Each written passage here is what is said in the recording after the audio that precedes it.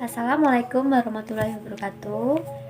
Apa kabar semuanya? Perkenalkan, nama saya Inggit Mominingsih dari Prodi Pendidikan Agama Islam IAIN Curup. Dalam video kali ini saya akan menjelaskan atau memaparkan sebuah materi yang berjudul Meniti Hidup dengan Kemuliaan. Adapun hal-hal yang akan saya paparkan dari judul materi tersebut yaitu semoga di video kali ini kalian dapat memahami makna dari hidup mulia dengan pengendalian diri, hidup mulia dengan berprasangka baik, hidup mulia dengan menjalin persaudaraan, serta dalil-dalil dan hadis terkait tentang pengendalian diri, prasangka baik, dan persaudaraan, serta contoh-contoh perilaku yang mencerminkan sikap dari pengendalian diri, prasangka baik, dan persaudaraan. Yang pertama, kita akan memahami makna pengendalian diri. Pengendalian diri atau kontrol diri yaitu menahan diri dari segala perilaku yang dapat merugikan diri sendiri dan juga orang lain, seperti sifat serakah atau tamak. Dalam literatur Islam, pengendalian diri dikenal dengan istilah as-saum atau puasa. Puasa adalah salah satu sarana untuk mengendalikan diri.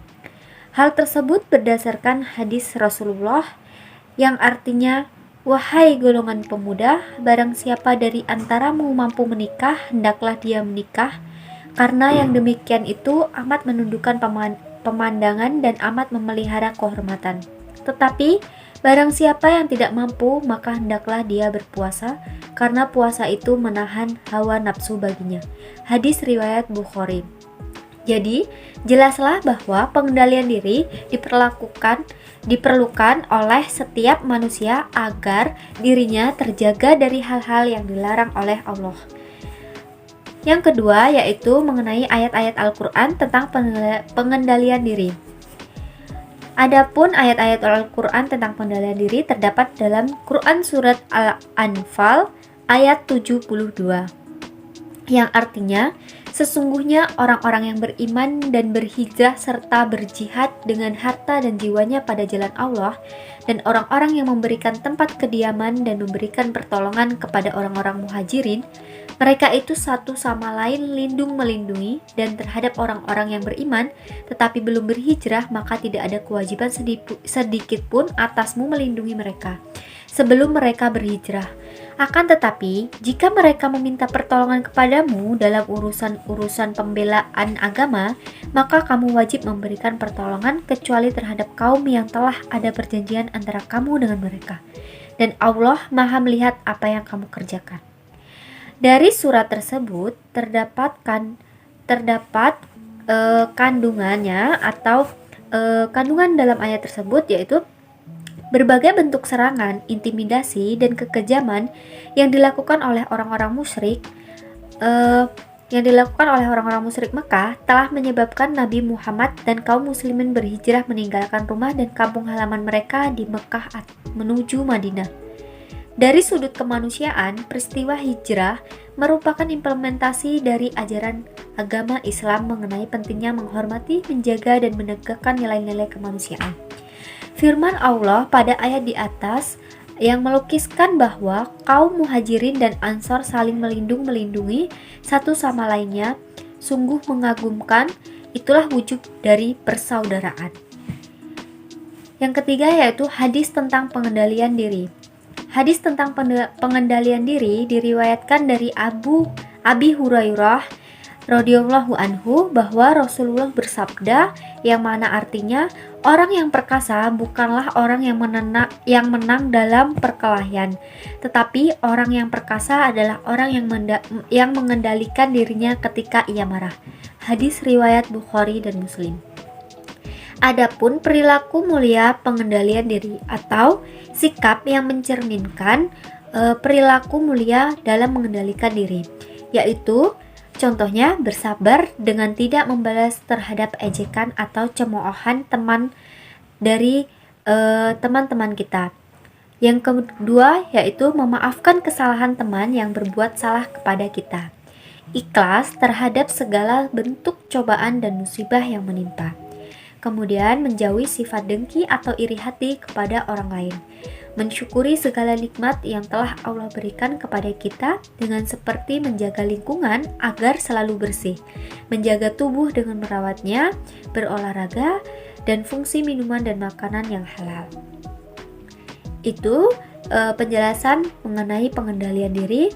Untuk berikutnya kita akan menjelaskan tentang berprasangka baik. Selanjutnya yaitu perilaku mulia berprasangka baik. Prasangka baik atau husnuzon berasal dari kata Arab yaitu husnu yang artinya baik dan zan yang artinya prasangka. Jadi, prasangka baik atau positive thinking dalam terminologi Islam dikenal dengan istilah husnuzon. Secara istilah, husnuzon adalah sikap orang yang selalu berpikir positif terhadap apa yang telah diperbuat oleh orang lain. Lawan dari sifat ini adalah berburuk sangka atau su'uzon, yaitu menyangka orang lain melakukan hal-hal buruk tanpa adanya bukti yang benar. Dalam ilmu akhlak, husnuzon dikelompokkan ke dalam 3 bagian, yaitu husnuzon kepada Allah, husnuzon kepada diri sendiri, husnuzon kepada orang lain. Prasangka baik adalah sifat yang sangat penting dimiliki oleh setiap orang yang beriman. Sebaliknya, prasangka buruk adalah sifat yang harus dijauhi dan dihindari. Berikut ayat-ayat Al-Quran tentang prasangka baik, yaitu terdapat dalam Quran Surah Al-Hujurat ayat ke-12, yang artinya, wahai orang-orang yang beriman, jauhilah banyak dari prasangka, sesungguhnya sebagian prasangka itu dosa, dan janganlah kamu mencari-cari kesalahan orang lain, dan janganlah ada di antara kamu yang menggunjing sebagian yang lain. Apakah ada di antara kamu yang suka memakan daging saudaranya yang sudah mati? Tentu kamu merasa jijik. Dan bertakwalah kepada Allah, sesungguhnya Allah Maha Penerima Tobat, Maha Penyayang. Kandungan dari Quran Surat Al-Hujurat ayat ke-12 tersebut yaitu, pada ayat tersebut Allah menegaskan 2 hal pokok. Yang pertama, bahwa sesungguhnya orang-orang mukmin itu bersaudara. Yang kedua, yaitu jika terdapat perselisihan antar saudara, kita diperintahkan oleh Allah untuk melakukan islah atau upaya perbaikan atau perdamaian. Rasulullah SAW bersabda, demi Allah yang menguasai diriku, seseorang di antara kalian tidak dianggap beriman kecuali jika dia menyayangi saudaranya sesama mukmin sama seperti dia menyayangi dirinya sendiri. Hadis riwayat Bukhari. Selain itu, Rasulullah juga menegaskan, seorang muslim adalah orang yang lidah dan tangannya tidak menyakiti muslim lain. Dan orang yang berhijrah adalah orang yang meninggalkan semua larangan Allah. Hadis riwayat Bukhari. Selanjutnya, hadis tentang berprasangka baik. Rasulullah SAW bersabda, yang artinya, jauhkanlah dirimu dari prasangka buruk, karena sesungguhnya prasangka itu adalah perkataan yang paling dusta. Hadis riwayat Bukhari. Adapun hidup berprasangka baik dapat kita terapkan dalam kehidupan sehari-hari, yaitu contoh perilaku berprasangka baik yaitu memberikan apresiasi atas prestasi yang dicapai oleh teman atau orang lain dalam bentuk ucapan atau pemberian hadiah. Yang kedua yaitu menerima dan menghargai pendapat teman atau orang lain meskipun pendapat tersebut berlawanan dengan keinginan kita. Kemudian memberi sumbangan sesuai kemampuan kepada peminta-peminta yang datang kepada kita. Turut serta dalam kegiatan-kegiatan sosial baik ketika di lingkungan rumah, sekolah, ataupun masyarakat. Kemudian, rajin mengerjakan tugas-tugas yang diberikan kepada kita dengan penuh tanggung jawab. Itulah pemaparan mengenai prasangka baik. Selanjutnya kita akan menjelaskan tentang persaudaraan atau ukhuwah.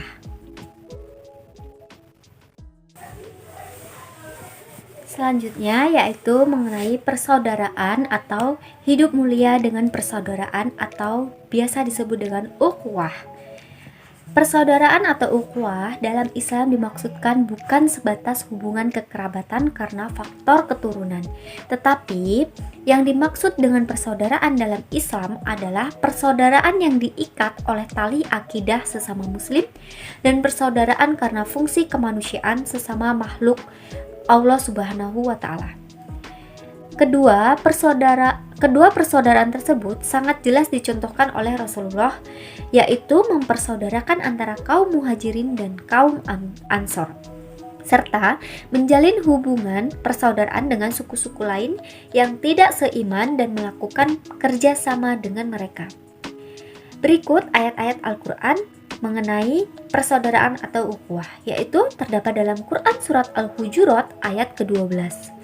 Di sebelumnya, yaitu di prasangka baik, itu hadis yang atau ayat-ayat Al-Quran tentang prasangka baik terdapat dalam Quran Surat Al-Hujurat ayat ke-12, yang artinya yaitu ayat-ayat Al-Quran tentang persaudaraan, Quran Surat Al-Hujurat ayat ke-10, yang artinya yaitu sesungguhnya orang-orang mukmin itu bersaudara. Karena itu damaikanlah antara kedua saudaramu yang berselisih dan bertakwalah kepada Allah agar kamu mendapatkan rahmat darinya. Selanjutnya, hadis tentang persaudaraan atau ukhuwah. Diriwayatkan dari Nu'man bin Bashir radhiyallahu anhu bahwa Rasulullah SAW bersabda, perumpamaan orang-orang mukmin dalam saling mencintai, saling mengasihi, dan saling menyayangi seperti satu tubuh. Apabila satu organ tubuh merasa sakit, akan menjalar ke semua organ tubuh yaitu tidak dapat tidur dan merasa demam. Hadis riwayat Muslim. Berikut contoh perilaku mulia persaudaraan atau ukhuwah, yaitu contohnya menjenguk, mendoakan, dan membantu teman atau orang lain yang sedang sakit atau terkena musibah. Kemudian mendamaikan teman atau saudara yang berselisih agar mereka sadar dan kembali bersatu. Kemudian bergaul dengan orang lain dengan tidak memandang suku, bahasa, budaya, dan agama yang dianutnya, serta menghindari segala bentuk permusuhan, tawuran, ataupun kegiatan yang dapat merugikan orang lain, serta menghargai perbedaan suku, bangsa, agama, dan budaya teman atau orang lain. Nah, teman-teman, dari penjelasan tadi, maka dapat kita simpulkan bahwasanya pengendalian diri sangatlah penting untuk mengendalikan dan mengatasi kekhawatiran dan segala jenis perilaku yang tidak pas dengan kondisi yang seharusnya.